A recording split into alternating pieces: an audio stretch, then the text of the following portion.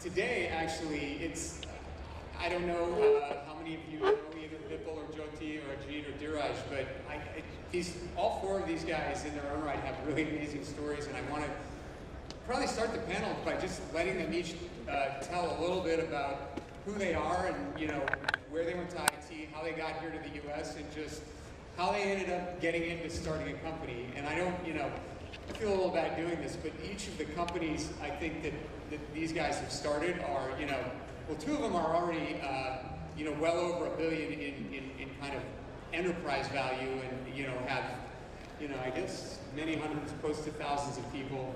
And the other two companies are well on their way to that, but all four basically are companies where the core DNA of the people who founded the companies have come from IT, and the way that they're actually going about building a product, all four have a way of radically changing, the industry segments that they're in, and sort of disrupting really large incumbent players. So, it's pretty exciting, and I think I'll just sort of hit pause there and just ask the panelists to kind of go across and tell a little bit about your story. It's very interesting how the story started. We started this about 5.5, 6 years ago. September of 2009 is when we incorporated Nutanix. Jeet, who's sitting next to me, who now runs another stellar company now. He and I, and then Mohit, who actually runs Cohesity, which is one of the other companies out here that's also on the show. We came together out of a smallish startup. And then Vipul, who had hired me at Oracle, we knew each other for 4 or 5 years, and more than 6 years probably, by this time. Vipul had left Oracle and was now a VC in a fund which was maybe $100 million or something, Lumber Capital. Vipul is like, I'm going to fund you guys just based on what I know about Dheeraj and how he has known both Ajit and Mohit, and of course he got to know both Mohit and Ajit as well. But I think it was just 4 of us, and then within 2 months, Ravi actually found us in February, and he's like, hey, I like what I hear about you guys, and in no time, I think Vipul was part of Lightspeed, and by July, I think Ravi had become the first Series A investor in Nutanix. So it's been an awesome journey for the last 6 years, and if you want to wind back before that, I came to this country 18 years ago.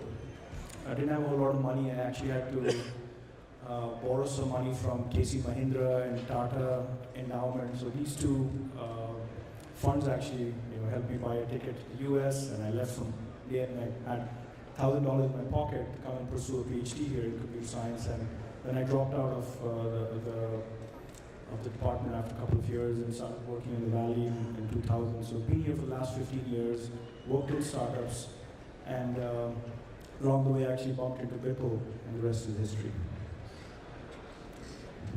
Great. My mic working?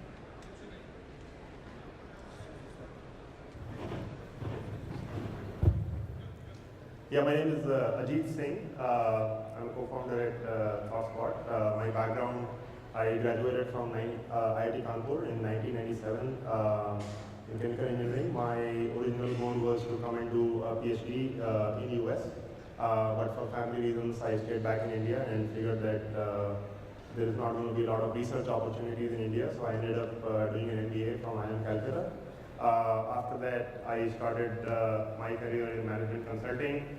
I spent a year doing that and felt that that was way too high level for me. I was just building PowerPoints and sending them off to people. So then the next 7 years I spent in product management functions, first at I2 Technologies, then at Honeywell. Came to the Valley in 2007, joined Oracle. But in about a year, I figured that I can't be in the Valley and not do startups. Dheeraj at the time was at Aspirator Systems. He was running engineering there. And he convinced me to join Aspirator to run product management. And as Dheeraj said, at some point, Dheeraj, me and Mohit, we felt that we should go out and do a company of our own. And Nutanix was born. I spent 3 years at Nutanix building marketing, product management, and operations. In 2012, I figured that Valley has been very kind to me. It's given me more and more opportunities, and the last step in this sort of process of discovering myself, I wanted to see if I can go and run a company. And Lightspeed was kind enough to back ThoughtSpot as well. Started ThoughtSpot in 2012 with 6 technical co-founders, all of whom actually came from IITs. And we've been around for 3 years now, about 90 people, and doing some fun stuff. That's my background. Does this work? Looks like it does. My name is Jyoti Bansal. Those of you who are from my batch in IIT know me as JK, because that's what everyone from IIT used to call me. I graduated from IIT in 1999, computer science. I was one of those who didn't really want to go for master's or PhD right after IIT. So I wanted to come to Silicon Valley. I was always fascinated by startups. So I came here in 2000, applied to work in startups. And I worked in a few startups. I worked in my first startup was a small company called NetLens. We were doing what Hadoop is now, but back in 2000, we couldn't figure out how to sell it. And we eventually sold the company to Microsoft Research to some things. And we worked at 2 more startups after that at varying degrees of success. In 2008, I really wanted to. I was very passionate about the problem space that I was seeing, that people are building more software applications and everyone needs ways to manage those software applications. So I was like, I gotta go and do it myself. The company I was working for, it was clear that they're not gonna do a good job at it. So I started out and started pitching to VCs. I pitched to probably about maybe 10 or 15 different VCs with different kind of conversations. It's like any engineer. I was building code during the day, and because you have to show that what you're pitching is going to work in some ways. I got Series A from Lightspeed with Ravi and from Greylock, and the company got started in 2008. Right now we are about 800 people in the company, and growing very well as we go. That's my story.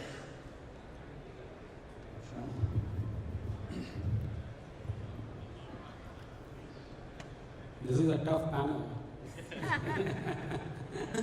Hard to be the last one to introduce. My name is Vipul Sana. I graduated from IIT Kharagpur in EE in 1996. Hi to all my batchmates who are here. And then I came to the US in 97 to work for a company called American Megatrends in Atlanta. But I always wanted to come to Silicon Valley because I felt that this was late 90s and internet boom was in full swing and wanted to come to Silicon Valley. That time I didn't know, but Oracle was one of the pillars of internet, so I applied to Oracle, got a job in the database team, and started in Oracle. And looking back, that was the most important decision in my professional career so far, because the people I met at Oracle, the people I used to hang out with and do code with, they all went out to become great technologists and entrepreneurs and CEOs of their own companies, and just hanging out with them made me a better person. I met Dheeraj in 2003 at Oracle, and we became best friends. And over time, when we used to talk about that this is not the place that we want to be in the next 10 years, because we don't want to be just another set of VPs and taking linear career growth. So Dheeraj jumped out and joined Aspirator to run engineering, and I jumped out to join venture capital. So I joined Bloomberg Capital as a brand new VC. One of the first deals I did there was Hootsuite. There was this little company up in Canada, 2 guys trying to build a social media management platform, and I became the first investor. We helped incorporate the company, and then the second company I invested was Nutanix. When Dheeraj left Astor with Mohit and Ajit, we started talking about Nutanix, and I became the first investor. And it has been a tremendous journey since then. Ravi hired me into Lightspeed and became my mentor and advisor, and helped me show the run of how the VC at a large scale is done. And in the next several years at Lightspeed was amazing. I got to invest in a number of companies, a lot of them led by IT engineers. And then in 2013, I thought of backup and recovery space as being underserved and got together with three of my other friends from IIT, one from IIT Delhi, Arvind Jain, one from IIT Madras, and then with Kashyap. You don't need to be a Arvind to join this company, but there are a lot of events. And Soham Majumdar from IIT Kanpur, we all got together and started Rubrik. So we are about 18 months old, 55 people in the company, very, very early, growing obviously rapidly. If anyone, if you have interest in joining, Rubrik, do let me know. Thank you.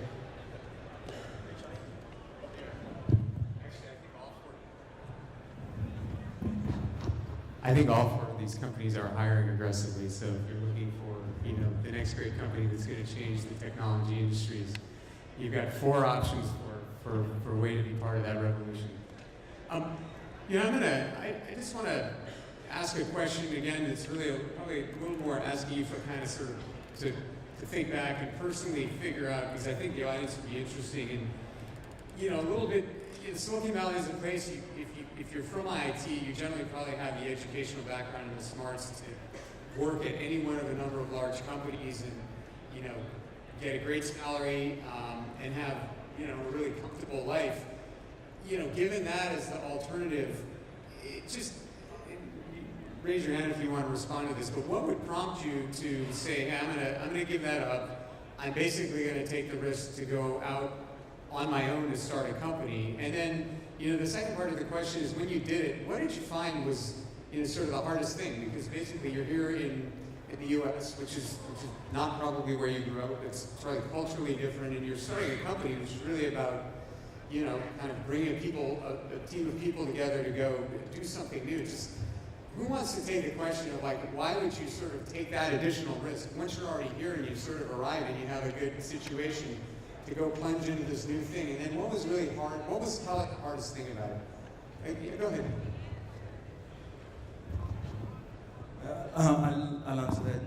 As when I left my job and started at Dynamics back in 2008, I was an engineer working for this. My previous startup was acquired by a larger company, and the question I asked myself, I really wanted to do this. The question I asked myself is, what is it that I'm going to lose?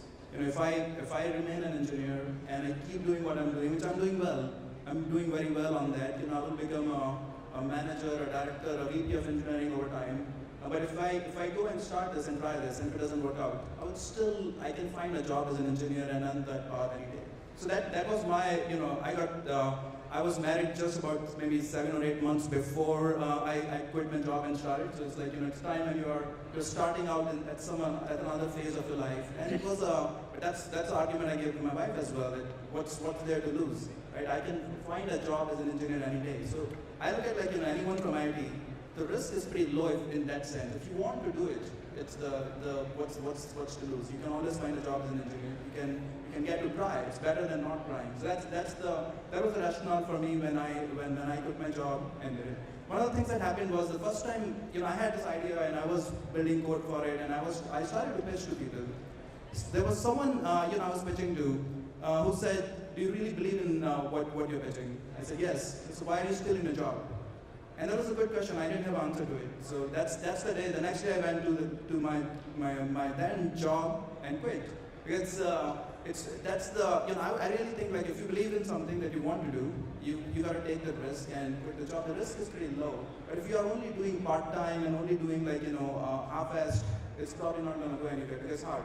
Entrepreneurship is hard. Building business is hard. All of that is hard. Second part of the question that Ravi posed is what is the hardest thing as you go from an engineer to the journey of taking that risk of starting a business, being an entrepreneur.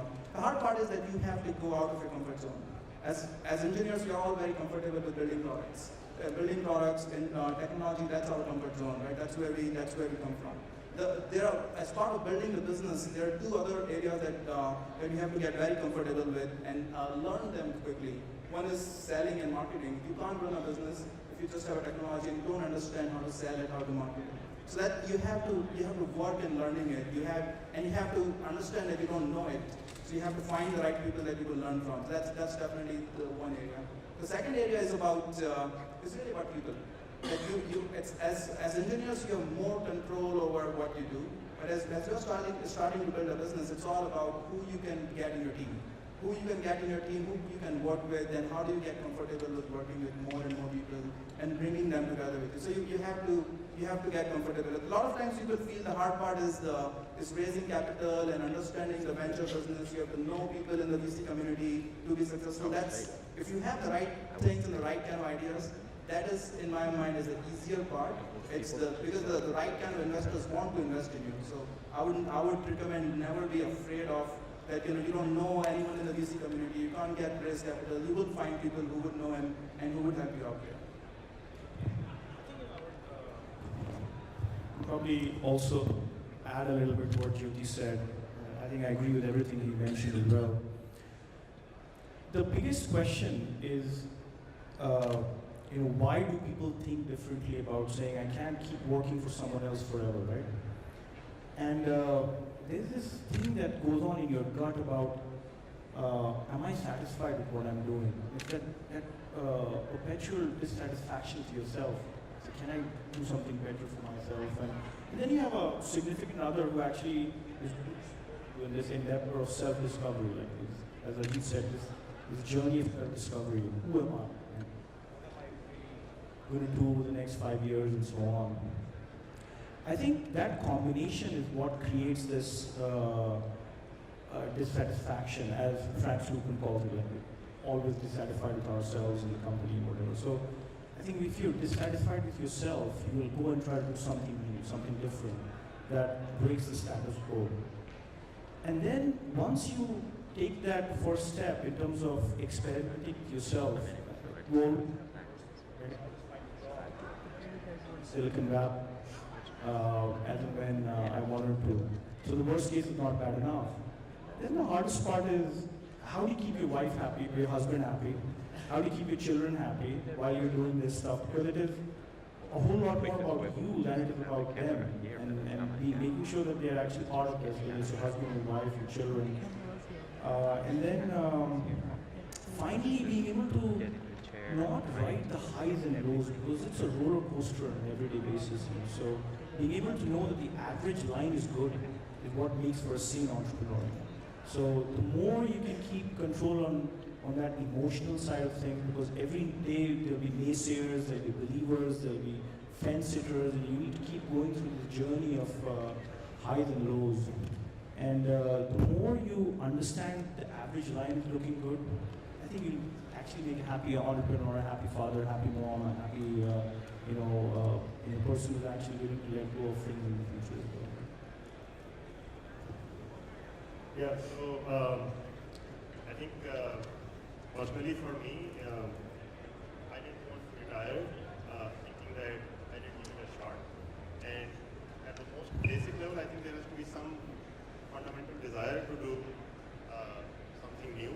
And when I was in big companies, I always enjoyed doing new things.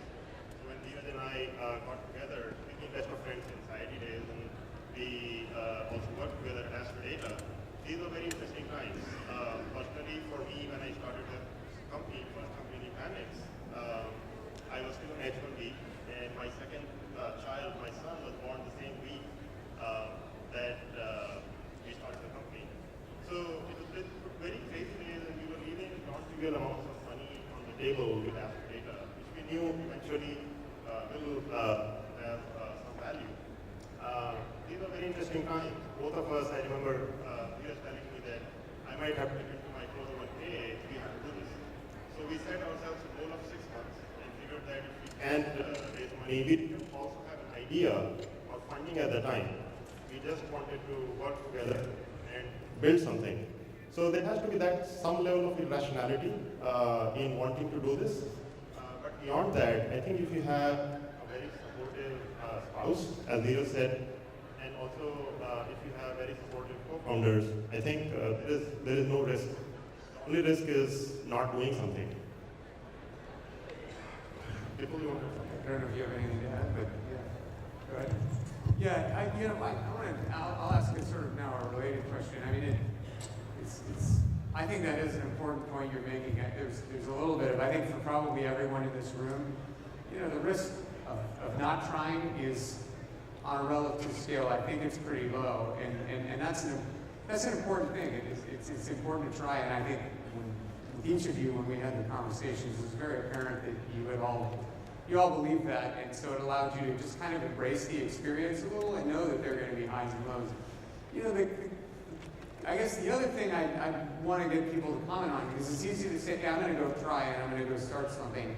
And as a VC, I know, and I think all of you can appreciate that there are lots of people who go try, and just because they want to try, figuring out what to do, not that if I'm going to do, that is also a pretty challenging part. And in terms of finding a product that's going to succeed in the market, there are far more, probably people who try, and then that part of the kind of early journey, they're not systematic enough, and so they spend time and they think about a product or an application, but it doesn't actually have commercial viability. And so you can spend a lot of time and try and not basically track to the next level. I don't know, I mean, how any of you want to comment on what do you think it took to, and maybe it's looking backwards, it's easy to say because all four of you were sort of successful with this, but how do you try to maximize the likelihood if you're going to go spend the time and take the risk and go do this thing, that you land on an opportunity that actually is going to be commercially viable, and more importantly, that you can be kind of a leading player on that square of the market? And you want to? Yeah. So, an Italian philosopher once said that will is optimistic and intellect is pessimistic. And as an entrepreneur, you have to find the balance between will and intellect. So what happens is that when you have an idea that you want to go out to market with, and your will wants you to go and educate the market and really ram through this idea, and intellect is saying that you can listen to the customer and understand what they want to buy and how can you sell.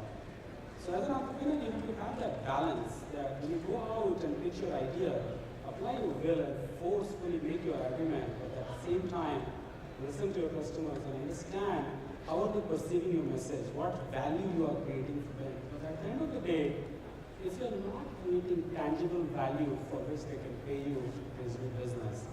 So when we started Rubrik, one of the things that we did early on was, instead of just keep building product, we hired a cold caller in SDR, and he would cold call customers all over the country, and I would go pitch to them.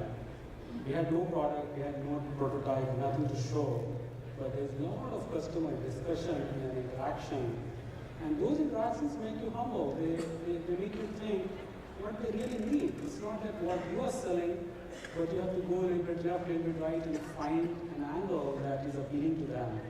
And that process is the hardest process of creating a product and bringing it into the market.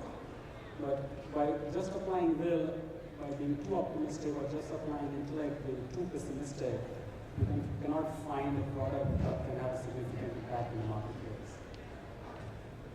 So if I can offer my thoughts on that, the way I should say we thought about it, because Dheeraj and I grew up together as entrepreneurs, is we look at risks in a startup. We try to put them in two large buckets.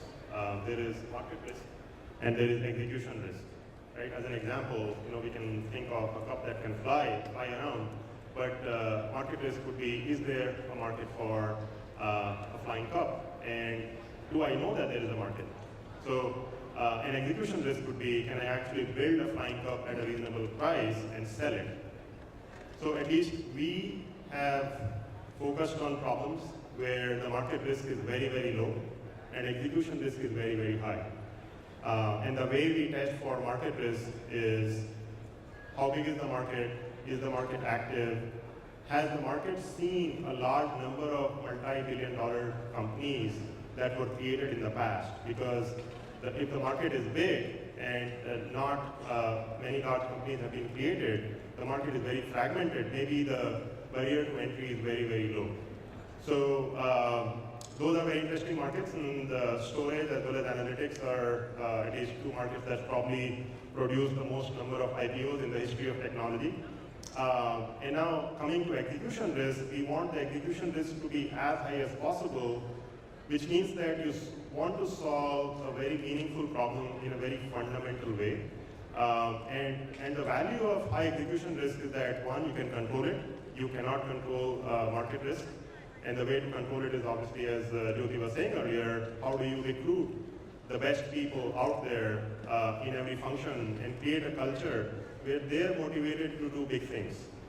And last but not the least, it's fun to work on hard problems. So a lot of companies in the Valley actually fail because they are trying to mitigate a lot of market risk. And I'm not describing that everybody should do this, otherwise you would not end up with a Facebook or a LinkedIn.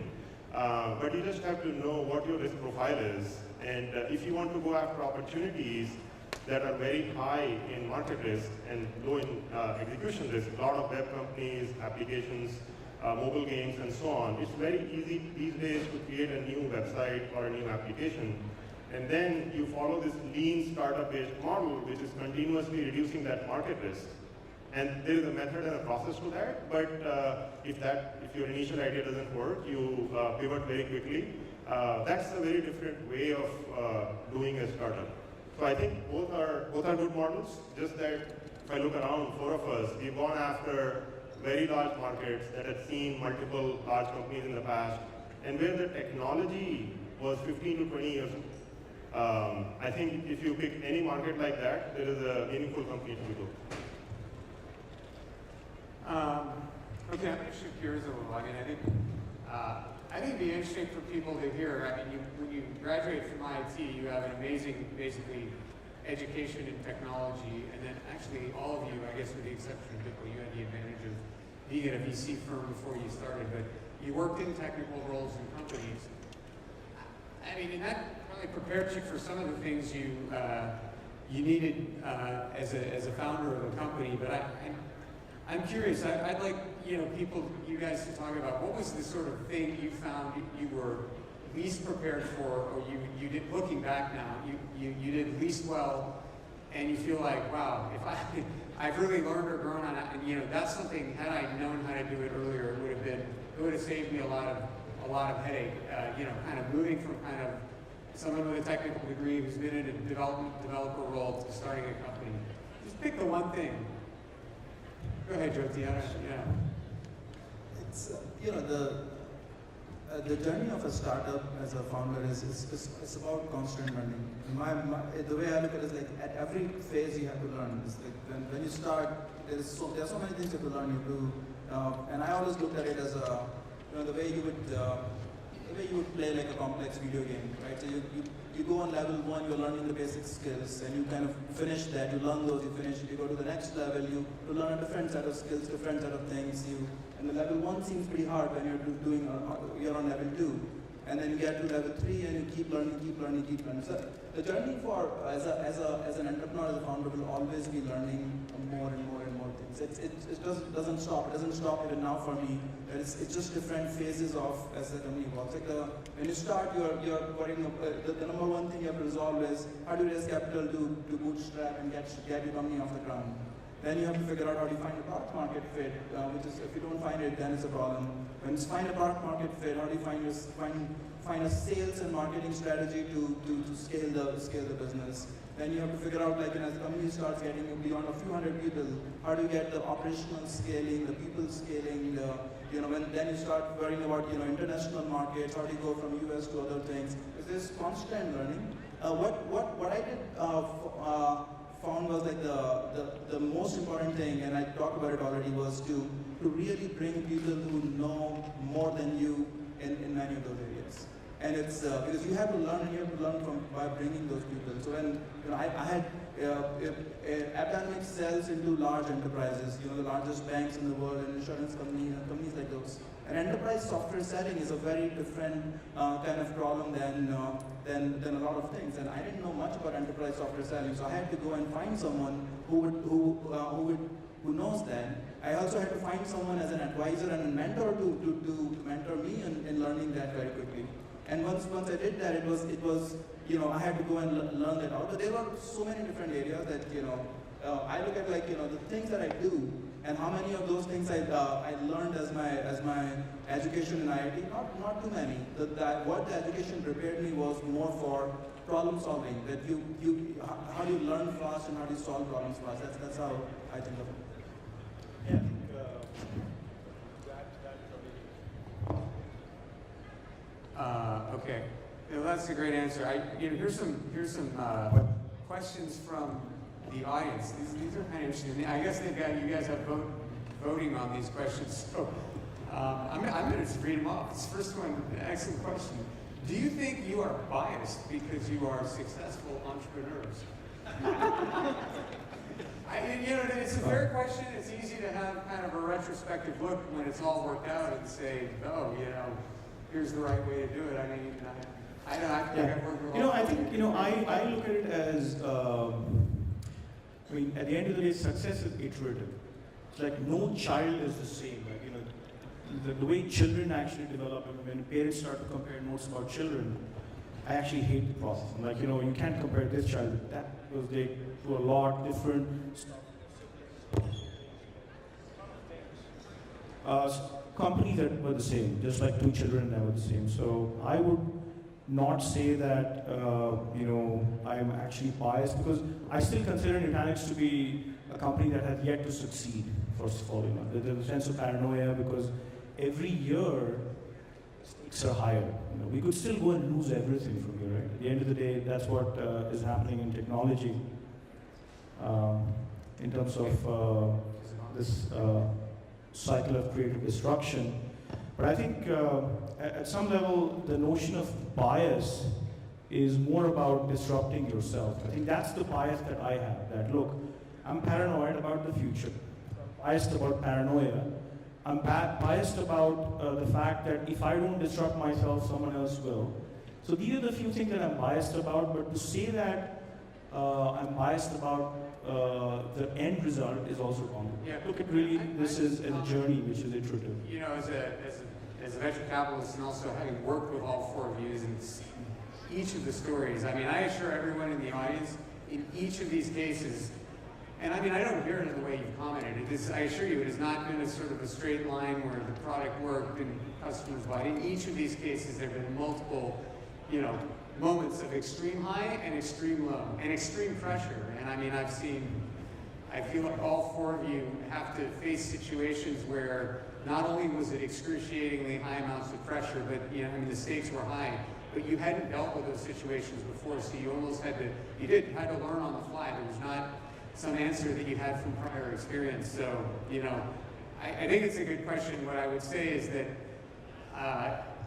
no journey is sort of a straight line to success, and I think actually all four of you are people who are pretty reflective about the success that you've had, and at least in conversations that we all have, I don't think we've forgotten, the path to how we got here. And I think Dheeraj is right. In each case, every level of success, there's a new set of challenges ahead, and they always seem like at that next level, it's still always a bet the farm kind of thing, where it's not like you can try it and if it doesn't work, you're back to this level. It's a little more, you have to decide to go for the next level, and if it doesn't work, it can be quite punitive. So it's back to, if you have the will and the desire and you want to start something, you kind of have to embrace that and recognize as a founder or entrepreneur, that's the journey you're on. There will be highs and there will be lows. There'll be things where things move forward, there'll be setbacks, and that's just a continuous part of the journey. And in some sense, both successful companies and companies that don't succeed, they both actually have a common path in that respect. It's just in some cases the success is amplified more than the failure, which is essentially what you want. Maybe just a couple of other, it's a very tactical question. What's your advice for people who have an idea but don't have a green card? And who wants to take a guess? Yeah. Well, I'll share my experience. Generally, I'm not one for giving advice because every situation is very different.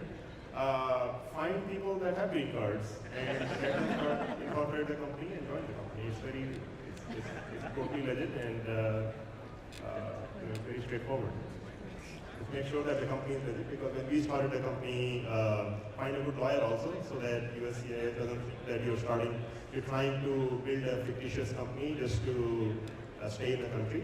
But other than that, it's a pretty straightforward process. In fact, even Aspirator, two of the founders were on H1B, one of the founders was on green card. So there's so many of these companies out there. Yeah.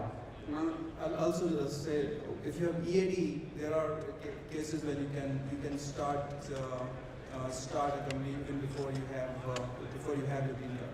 And then there are organizations, if you have heard of, like Forward.us, which I'm involved with as well, where we are lobbying the Congress to make it easier, that so that everyone gets a right to start a business, even if you are on H1B, if you show something.